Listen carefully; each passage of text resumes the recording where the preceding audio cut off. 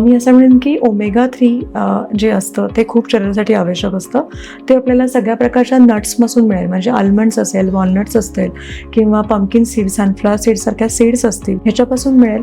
तर त्याचा समावेश करायचा. रिग्रोथसाठी आपल्याला प्रोटीनची परत एकदा गरज असेल. सो आहारामध्ये विविध प्रकारची प्रोटीन्स घ्यायची आहेत. नुसत्या आपण काय विचार करतो की मी रोज मोडल्ली कडधान्य खाल्ली की मला प्रथिनं मिळतील, तर असं नाही आहे. प्रथिनं ही आपल्याला ॲब्झॉर्प्शनच्या दृष्टीने बघायची आहेत, नुसती क्वांटिटी बघायची नाही आहे. म्हणजे मी समजा 1 वाटी प्रथिनं खाल्लं, मग तेवढं ॲब्झॉर्ब होतं आहे का? नाही होते.